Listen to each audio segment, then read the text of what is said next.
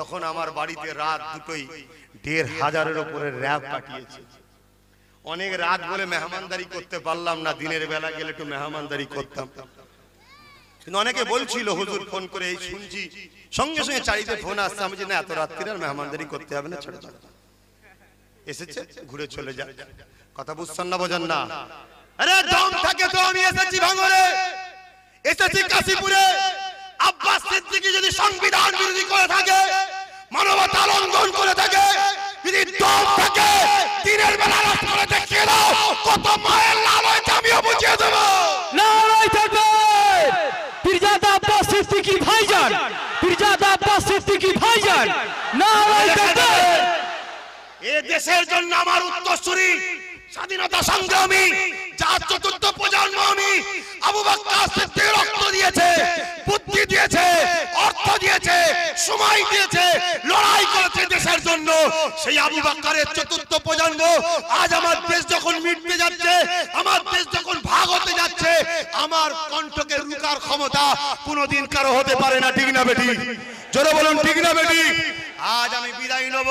বিদায় নেবার আগে আমি আপনাদের ঘরে ভাবাবো, আগামী দিন আমরা যদি মাথা তুলে বাঁচতে চাই, এনআরসির বিরুদ্ধে বিল পাস করলো বিধানসভায়, যে আমার রাজ্যে হবে না, তামিলনাড়ুতে হলো, কর্ণাটকে হলো, আমার বাংলাতে। আমি কলকাতায় যখন প্রেস ক্লাবে বলেছিলাম, আমার বাংলার মুখ্যমন্ত্রী আপনাকে বিধানসভাতে বিল পাস করতে হবে, বাংলার মানুষকে আপনাকে বুঝাতে হবে যে আমি বিল পাস করে দিলাম, আমার বাংলাতে এনআরসি অস্ত্রীয় হতে দেব না। সঙ্গে সঙ্গে তিনি বক্তব্য দিচ্ছে যে আমাকে জ্ঞান দিতে হবে না, আমি কি করব আমার ব্যাপার। তাহলে বাংলার আবু বকরের মুরিদদেরকে জিজ্ঞাসা করছি, তোমরা কি দিদির মুখ থেকে তোমাদের মা বেটিদের বেয়াদবিকে মেনে নিতে রাজি আছো? চলো বলো, রাজি আছো? তোমাদের আন্দোলন উঠানো দরকার আছে না নাই? আমার কথায় একমত কারা কারা হাত তুলে দেখাও। আমার কথায় একমত, দিদিকে বাংলার বিধানসভাতে বিল পাস করতে হবে। ঠিক না বেটি? হাত তুলে আল্লাহকে সাক্ষী রেখে বলো, দরকার আছে না নাই? চিৎকার দিয়ে বলো, আছে না নাই? হাত নামাও। ছেলে খেলা ধরেছো, আমার লাশের উপর দিয়ে এনআরসি হতে দেব না, আমার লাশের উপর দিয়ে করতে হবে। মিথ্যা কাপড় পরে শুয়ে থাকবেন না, কি মানে আছে? এই আমার কথা খারাপ লাগছে কারো? আমার বর্তমান যে দায়িত্ব আছে আমি তাকে বলবো না? আজকে এনপিআরটা কি? এনপিআরটা হলো এনআরসির আটা। এই শুনছেন? এনপিআরটা হলো এনআরসির আটা। আটা দিয়ে তো রুটি হয় নাকি? তো এনপিআর আমার দিদি স্থগিত করেছে, স্থগিত করলে হবে না, এনপিআরও হবে না। ঠিক না বেটি? এখন আপনাদেরকে বলে যায়, কেউ যদি আপনাদের কাছে বাড়িতে কাগজ চাইতে আসে জনগণনার, খবরদার কাউকে ভোটার আই কার্ড ছাড়া কোনো ডকুমেন্টস দেবেন না। শুনছেন? কোন কেন? এমনি যে জনগণনা হয়, ওই জনগণনার ডেট 2021-এর মার্চে হবার কথা, এখনো টাইম হয়নি। এখনো টাইম হয়নি, এত অ্যাডভান্স তাহলে করছেন কেন? ও এনআরসির কাজ আগিয়ে দিচ্ছেন না? দিদি কলকাতায় নেমেছে 35,000 লোক, এটা বাংলা সিএম। আমি বলছি, আমি যদি কলকাতায় একটা সভা করতে দেয় আমাকে, র্যালি, কম করে 5-6 লক্ষ লোক পিছনে আমার থাকবে।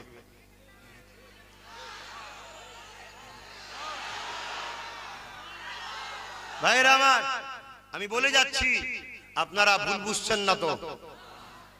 আপনারা এরপরও যদি মনে করেন কেন আমাদের ঘরে তো ঘর করার টাকা দিল দিদি, তাহলে ভালো নয়? আরে মাথা মুটা বোঝ, বামপন পাট্টা দিয়েছিল, পাট্টা তুমি তোমার দলিল নাকি ওটা? যখন তোমাকে এনআরসির নামে দলিল চাইবে, পাট্টা দেখালে চলবে? তোমার জায়গায় তোমাকে দিয়ে ঘর করিয়ে নিল, এবারে বলছে বেরো। কথা বুঝছেন না? মাথায় ঢোকাও। আর দিদি কি দিদির টাকা থেকে ঘর করতে দিচ্ছে নাকি? আমাদেরই তো ট্যাক্সের টাকা থেকে বাবা। তাহলে আমি দিদির বিরুদ্ধে নয়, দিদির যে এই কাজটা হচ্ছে এটা পছন্দ নয়, ওনাকে বিল পাস করা দরকার। সাথে সাথে আমি দাবি করেছি, এই যে ভাঙড় বিধানসভা আমি জানতে চাই ভাগর কি বলে বারাইপুর লোকসভা না কি যাদবপুর লোকসভা এখানকার যে এমপি কেন তিনি এনআরসির বিরুদ্ধে ভোট দিল না এটা জানার অধিকার এই বিধানসভার নাগরিকের আছে না? যদি কেউ প্রশ্ন করে আব্বাস সিদ্দিকী তুমি শ্রীরামপুরে চলে যাও এখানে কেন, তার মুখে ঝামাইট ঘষে দেব। কেন? ভাঙরে এবং যাদবপুরে যত মুসলমান আছে এরা সবাই আমার ভাই, এরা সবাই আমার মা, এরা সবাই আমার বোন, এরা সবাই আবু বকরের। এদের হয়ে আমার বলার অধিকার আছে না নাই? চলো বলুন আছে না নাই? আমি যখন কলিকাতার প্রেস ক্লাবে বললাম ওই 8 জনকে কই ফেললেন দিদি, ওই 8 জনকে বাদ দিন, ওই 8 জায়গায় নতুন লোক দাঁড় করান, আমি কথা দিচ্ছি বাংলার মুসলমানকে বুঝিয়ে আপনাকে জিতাবো। পরের দিনে দেখা যাচ্ছে ওই 2 নম্বর গুণকে নিয়ে দিদি মিছিল করছে। মুসলমানকে পোড়া গোল দেখালো না বলো, জোরে বলো দেখালো না। আমি যখন বারবার এইভাবে ধরেছি তখন দেখছেন কথা কোনোর মধ্যে তো যুক্তি আছে, আম মানুষ তো বুঝে যাচ্ছে। আমার 5টা কথাকে মানতে আপনারা পারবেন? হাত তুলে বলুন পারবেন, হাত তুলে বলুন পারবেন, হাত নামান। আমি জানতে চাই 73 বছর স্বাধীন হচ্ছে দেশ, বলুন কংগ্রেসকে সাপোর্ট করলেন, বামফ্রন্টকে সাপোর্ট করলেন, টিএমসি কে সাপোর্ট করলেন, এই 73 বছরে আপনারা কি পেয়েছেন বলুন? বলুন কি পেয়েছেন? এই 73 বছরে কত মায়ের ইজ্জত গেছে, কত বাপ হত্যা হয়েছে, কত ঘর উজাড় হয়েছে, কত ভাই মিথ্যা জেল খেটেছে, পাননি কে বলেছে? এগুলো পান না। কিন্তু আমি আব্বাস সিদ্দিকী আপনাদের ঘরে যদি বলি একটা বার আমায় জিতাও, আপনারা আমাকে জিতাবেন? জোরে বলুন জিতাবেন? এলাকায় যখন কোনো বেঈমান, এলাকায় যখন কোনো মুনাফিক ভোটের সময় এসে বলে চাচি, মা, আব্বা, ভাই, দাদা, দিদি, বৌদি ভোটটা আমায় দিও, তোমায় আমি সব দিয়েছে কিছু, এই পীরের বাচ্চার উপরে ভরসা আছে, আমায় জিতাবেন আপনারা? তাহলে আমি কি রাজনীতির কোন জায়গায় দাঁড়াবো মনে হচ্ছে না? কেন আমার মাথায় ঢুকেছে একটা কথা একটু বলবো। আমি অনেক চিন্তা ভাবনা করে দেখেছি, কেরলে মুসলমানরা ওখানে একজন আওলাদে রসুল আছে, আমি এনেছিলাম আমার এই সাবির ভাইয়ের সঙ্গে, খুব ওনাদের ক্লোজ, যেমন আমাদের সঙ্গেও ক্লোজ, ওনাদের সঙ্গেও ক্লোজ। 2 জায়গা থেকেই দোয়া পাচ্ছে, আল্লাহ যেন আরো বড় করে, বলুন আমিন। মানুষের সেবা করার তৌফিক দেন, বলুন আমিন। তো ওখানকার মুসলমানরা যাই করুক নাই করুক, ওখানকার যে আওলাদে রসুল যা বলবে তাই শোনে। আজকে দেখুন ওরা কত উন্নত। তেলেঙ্গানায় মাত্র 13% ভোট আছে, তথাপিও তেলেঙ্গানার মুসলমানরা, একটা সরকার মসজিদ ভেঙেছিল, সঙ্গে সঙ্গে যেই বললো মসজিদটা করে দেন, না হয় কিন্তু আমরা মাথা অন্যদিকে ঘোরাবো। 13% মুসলমান, সঙ্গে সঙ্গে সরকার মসজিদ করে দিল। আর বাংলায় দাদা হুজুরের মুরিদ শুধু 24%, বনগাই মাতোয়ারা হলো 1% হবার পরও ওদের একটা এমপি আছে, 2টো এমএলএ আছে, বিশ্ববিদ্যালয় আছে, সুপার স্পেশাল হসপিটাল আছে, 10,000 লোকের চাকরি আছে। আর দাদা হুজুরের 24%, তাহলে 24টা এমপি দরকার ছিল, কটা আছে? কটা? 48টা এমএলএ হওয়া দরকার ছিল, কটা আছে? বলবেন তো কেন? কেন 73 বছর পরে আপনারা এখনো ঘুম ভাঙেনি? ওদের 10,000 লোকের চাকরি আছে, তাহলে দাদা হুজুরের মুরিদের 2,40,000 চাকরি হওয়া দরকার, কটা আছে? কেন নেই? ওদের সুপার স্পেশাল হসপিটাল আছে, বিশ্ববিদ্যালয় আছে, দাদা হুজুরের নামে আছে, কেন নেই? শুনুন, আমি আব্বাস সিদ্দিকী দাবি করেছি 2021-এ বিধানসভা ইলেকশনে বামপন্থ বুঝি না, কংগ্রেস বুঝি না, টিএমসি বুঝি না, যে আমার 5টা দাবি মানবে, আমি বাংলার লক্ষ লক্ষ যুবককে রাস্তায় নামাবো, সেই দলের হয়ে গ্রামে গ্রামে গ্রামে গ্রামে গ্রামে গ্রামে গিয়ে প্রচার করবে, মা, বোন, বাপ, ভাই, আত্মীয় স্বজন সবাইকে বুঝিয়ে তাকে ভোট দেবে। আমার মতে আপনারা রাজি আছেন? বুঝে বুঝে বলছেন তো নাকি? আমার 5টা দাবি শুনবেন না? প্রথম নম্বর ওয়ান দাবি, অনেক গরিব বাপ আছে নিজের মেয়েকে বিয়ে দিতে পারে না, ভ্যান চালিয়ে খায়, দিন মজুরি করে খায়, জমির পরে চাষ করে খায়, দোকানদারি করে, সেলসম্যান করে খায়। আমার দাবি ওয়াকফ সম্পত্তির টাকা মুসলমানদের ব্যক্তিগত টাকা, ওই টাকা থেকে 5 লক্ষ করে টাকা অ্যালার্ট করতে হবে। গরিব বোনেদের বিবাহের জন্য 5 লক্ষ করে টাকা দিতে হবে। এই দাবি আপনারা কি আমার সাথে একমত? জোরে বলেন একমত। দ্বিতীয় নম্বর আমার দাবি হলো, মুসলিম ঘরের বহুত গরিবের ঘরের ছেলে বেরেনিয়ান আছে, মাধ্যমিকে 90% নম্বর পেয়েছে, কি ছেলে কি মেয়ে, বাপ গরিব হওয়ার জন্য, ভ্যান চালানোর জন্য সেই বাপ আর পড়াতে পারে না। আমি চাইছি ওই বাচ্চাটার পিছনে যদি খরচ করা হতো, ওই বাচ্চা একদিন পুলিশ অফিসার হতো, ওই বাচ্চা একদিন উকিল হতো, ওই বাচ্চা একদিন জজ হতো, ওই বাচ্চা একদিন আইপিএস অফিসার হতো, তাহলে বাবরি মসজিদের দলিল থাকার পরও আমাদের হাত থেকে ফসকাতো না কেন? আমাদের তো জজ নাই, আমাদের তো উকিল নাই, আমাদের তো আইপিএস অফিসার নাই, আমাদের তো ডিএম নাই, আমাদের তো এসপি নাই। আমি তাই গভর্নমেন্টের কাছে আওয়াজ তুলেছি, হে বাংলার গভর্নমেন্ট, তুমি যদি 2021 থাকতে চাও তোমাকেই সাপোর্ট করব, কিন্তু ওয়াকফ সম্পত্তি যেটা মুসলমানদের ব্যক্তিগত টাকা, ওই টাকা থেকে 90% মাধ্যমিকে যে ছেলে মেয়েরা রেজাল্টে নম্বর পাবে ওদেরকে ওয়াকফ সম্পত্তির টাকা থেকে সম্পূর্ণ ফ্রি পড়াতে হবে। ঠিক না বেটি? চলো বলো ঠিক না বেটি? আমার এই মতে আপনারা সাথ দেবেন না? আজকে কত বোন ছোট ছোট মেয়ে মাধ্যমিকের রেজাল্ট 95% নম্বর, ওকে যদি গভর্নমেন্ট থেকে টাকা দেয়, গভর্নমেন্টের বাপের টাকা চাইছি না ভাই, আমাদের বাপের টাকা। ওয়াকফ সম্পত্তি কাদের বাপের টাকা? আমাদের। ওই বোনটা ডাক্তার হতে পারে না, লেডি ডাক্তার হলে কত প্রয়োজন হবে আমাদের। মা বোনেরা যখন ডেলিভারি হবে লেডি ডাক্তার দিয়ে করা হবে না, পুরুষ ডাক্তার দেখছে। এই আমি ভুল করছি আব্বাস সিদ্দিক? এই অনেক নেতা তোমাদের কাছে আসবে, সংখ্যালঘুদেরও আসবে, অসংখ্যালঘু আসবে, মুসলমান আসবে, অনেকে আসবে। ভেঙে যেও নি বাপ, কেন 2 কোটিতে বিক্রি হওয়া নেতা সহজে পাওয়া যাবে, কিন্তু আব্বাস সিদ্দিকীকে কিনা অত সহজ নয়। যদি আমাকে কেনার হতো অনেক আগে কিনে নিত, কেন আমি যে নলেজ সিটি করেছি তখনই বলেছিল যে 50 লক্ষ টাকা একটা অ্যালার্ট করে দিচ্ছি, আপনি একটু স্টেজটাই আমাদের বসার জায়গা দেন, আমি বেরো এখান থেকে। কেন আমাকে গাড়ি কিনতে শুধু দিয়েছিল, আপনারা কি ছিলেন? বলেছিলাম না গাড়ি কেনার টাকা দাও, এই বাংলা সিএম চাইলে দেবে কেউ? তোর থেকে আমার ইজ্জত বেশি না কম? আমাকে লোক বেশি ভালোবাসে না কম ভালোবাসে?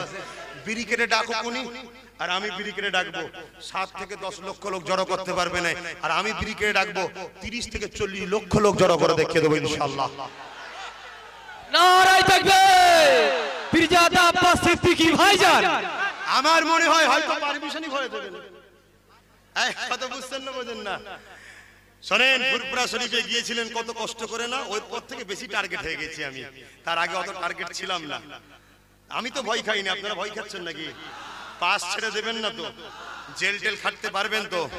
তবে অন্যায় করে নয়, ন্যায়ের পক্ষে থেকে জেল খাটা তো সাহাবাদের সুন্নত পালন হবে। কথা বুঝলেন? যদি আমাদের একটা ছেলেকে জেলে দেয় কি করবেন? জোরে বলুন। ভালোই খোঁজ রাখেন আমার। সুন্দর পন্থা, সুজা যে কাটা কম্বল নিয়ে বালিশ টালিয়ে নিয়ে যে জেলে হাজির, এক একটা থানায় 10,000 12,000 করে সব যে হাজির। কি হয়েছে দাদা? না আমাদের অমুক থানাতে একটা ভাইকে ঢুকিয়েছে, আমরা সবাই থাকবো। কথা বুঝছেন না?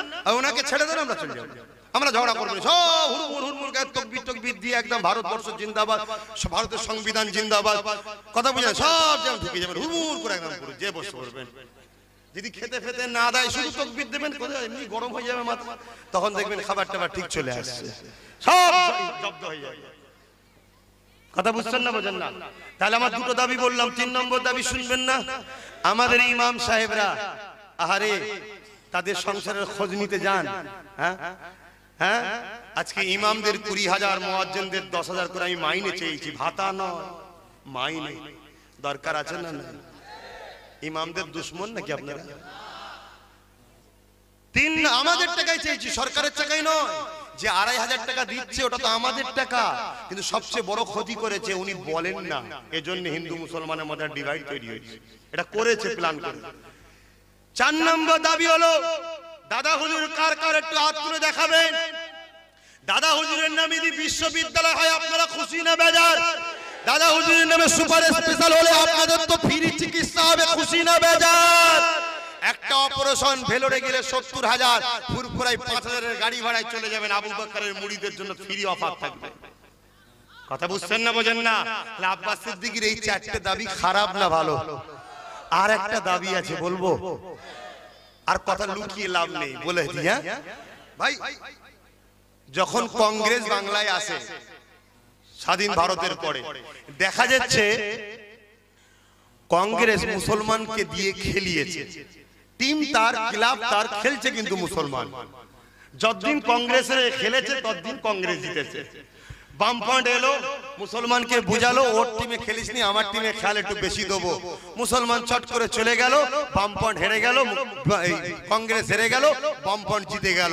তাহলে প্রকৃত খেলোয়াড় কংগ্রেস না মুসলমান? তারপরে বামফ্রন্ট 34 বছর ধরে খেলিয়েছে, খেলেছে, কত পা গেছে, কত জান গেছে, কত ঘর গেছে, কত বাড়ি গেছে, শুধু খেলেই যাচ্ছে, খেলেই যাচ্ছে। যত কাপ ওদের, যত চেয়ার ওদের, যত সিংহাসন ওদের, এরা শুধু ভাড়া লিচ্চার ঘরে চলে এসছে, ভাড়া লিচ্চার ঘরে চলে এসছে। তারপরে দিদি এসে গেল, মাথায় ঘুমটা দিয়ে লা ইলাহা ইল্লাল্লাহ মুহাম্মাদুর রাসূলুল্লাহ সাল্লাল্লাহু আলাইহি ওয়াসাল্লাম বলে দিল। ভাবলেন এই বিরাট টিম তো, সঙ্গে সঙ্গে মুসলমান আবার তার হয়ে খেলতে শুরু হয়ে গেল। এখনো জিতছে, এখনো জিতছে, এখনো জিতছে। নতুন করে এই মুসলমান লিবার জন্য অনেকে চেষ্টা করছে।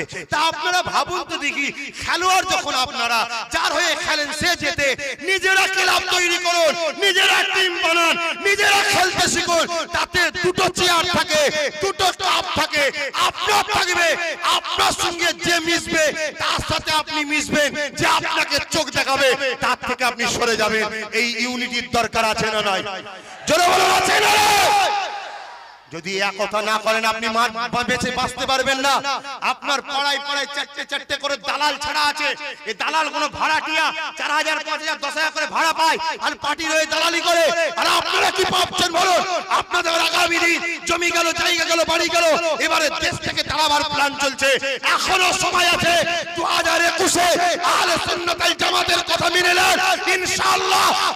আপনাদেরকে বলে যায়, যেটা বলেছিল এমন করে সুভাষচন্দ্র বসু, যেটা বলেছিলেন নেতাজি, তোমরা আমাকে রক্ত দাও আমি তোমাদের স্বাধীনতা দেবো।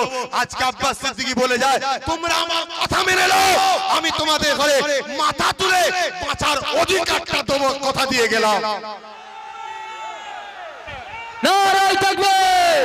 পীরজাদা আব্বাস সিদ্দিকী ভাইজান, ফুরফুরা শরীফে আহলে সুন্নাতুল জামাত। ভাইরা আমার, একটা চেয়ার রয়েছে না, এই চেয়ারটারই তো দাম নাকি ভাই? বুদ্ধদেব কোথায়? চেয়ার নেই বলে কোনো দাম আছে? কংগ্রেস কোথায়? চেয়ার নেই বলে তো চেয়ারটার দাম। চেয়ারে কটা পায়া আছে? 4টে। 3টে তোমার থাক, একটা আমার থাক, অসুবিধা আছে? হ্যাঁ, 3টে তোমার থাক, একটা দাদা হুজুরের মুরিদদের থাক। 24%, 1% দুটো এমএলএ হয়, 24%, 48। একটা আমার থাক না, অসুবিধা আছে? দিদি আমার পায়া তোমার লাগবে? হ্যাঁ লাগবে, বসো। যদি চোখ দেখো পা খুললে চলে যাবো। চেয়ার থাকবে, মাথায় ঢুকছে, মাথায় ঢুকছে। ও বামফ্রন্ট দাদা, 10 বছর তো বাইরে বাইরে ঘুরছো, আমার একটা পা আছে, লাগবে? হ্যাঁ লাগবে, লাগাও, বসো। যদি বলো মাদ্রাসায় সন্ত্রাস হয়, পা খুলে নেবো, তো চেয়ার থেকে ফেলে দেবো, ঠিক না বেটি? ও কংগ্রেস দাদা, ছোটবেলায় তখন এসিনি, তুমি চাটাই গুটিয়ে চলে গেছিলে, নতুন করে আসতে চাও? হ্যাঁ রাহুল দাদা, আমি আসতে, রাহুল দাদা যদি বলে আমি আসতে চাই, প্রিয়ঙ্কা বোন যদি আসতে চাই, আসো না, ওয়েলকাম। কেউ বাবা আমাদের নয়, টাকা রিপিট আর রিপিট। সে দিদি হোক আর যোগী হোক, মোদি হোক আর রাহুল হোক আর যেই হোক, সবাই মুসলমানকে শেষ করতে চায়। কেউ আপন নয়। কেউ ঘরে যে মিষ্টি খাইয়ে মারে, কেউ রাস্তা দিয়ে পিটিয়ে মেরে দেয়। ব্যাপারটা এটা, সবার মারার ধান্দা। তা আমার একটা পাওয়ার দরকার, পায়ের দরকার আছে না নাই? আমি কি বলছি বুঝতে পেরেছো? তো এখানে দাওয়াত দিয়ে গেলাম, যারা বামফ্রন্টের রাজনীতিকে পছন্দ করেন না বলে অনেক লড়াই করে ভালোবেসে দিদিকে আনলেন, আজকে দেখা যাচ্ছে তারা অনেকে বঞ্চিত হয়ে আছে। ভালো ভালো লিডার, ঠিক না বেটি? চোর ডাকাত বদমাইশ গুনান হই হই করছে, ভালো গুলো সাইড হয়ে গেছে। অনেকে মনে দুঃখ থাকতে পারে, তাদেরকে বলে যাব, স্বাধীনতা সংগ্রামী ঘরের ছেলে আব্বাস সিদ্দিকীর ডাক দিলাম, ফুরফুরা শরীফের দেখা করো। আমি তোমাদের ঘরে দিয়ে নতুন ক্লাব তৈরি করিয়ে, নতুন খেলোয়াড় বানিয়ে, তোমাদের কাপ কিভাবে পেতে হয় সে রাস্তা আমি দেখিয়ে দেবো। কিন্তু আমি খেলতে নামবো না, কেন? আমি হুজুর মানুষ, তো আমি তো দোয়া করব, আমি তো পরামর্শ দেবো। আমি তো বুঝাবো, আমি রাস্তা দেখাবো, কি গো আপনারা আমার সাথ দেবেন? ঠিক করে বলুন, হাত নামান, আল্লাহকে সাক্ষী রেখে বলুন। আপনারা অনেকে তো বলেন ভাইজান আপনার জন্য জান দিতে পারবো, সত্যি দিতে পারবেন? হাত তুলে দেখান। আলহামদুলিল্লাহ, হাতগুলো আল্লাহ কবুল করেন। যারা হাত তুলেন না আমি জোর করব না, জোর করছি না।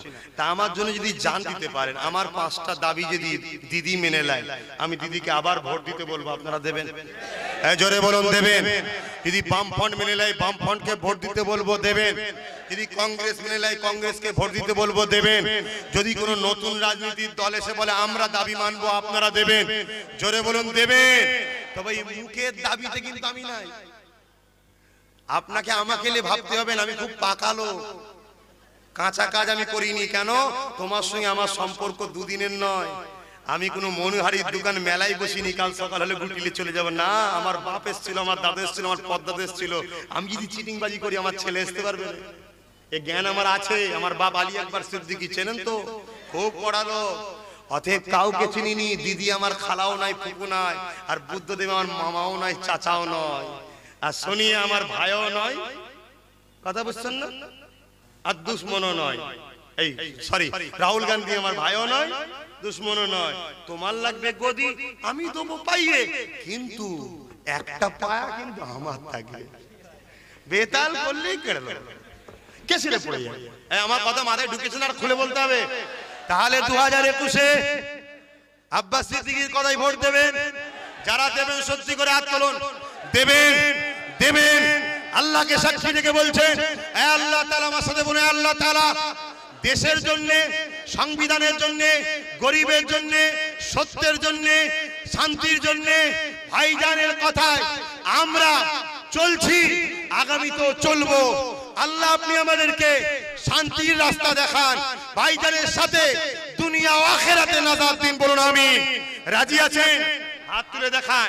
কাল যদি কোনো, হাত নামান, কাল যদি কোনো মোল্লাকে পাঠানো হয়, মলি সাহেবকে পাঠানো হয় যে আব্বাস সিদ্দিকীর কথা শুনুনি, উনি যা করছে বিজেপি চলে আসবে, তাহলে 18টা কে আনলো? 18টা কে আনলো? আমাকে যদি জিজ্ঞেস করেন কে এনেছে, আমি বলবো, আপনারা শুনতে পারবেন? আমি একটাই কথা বলবো,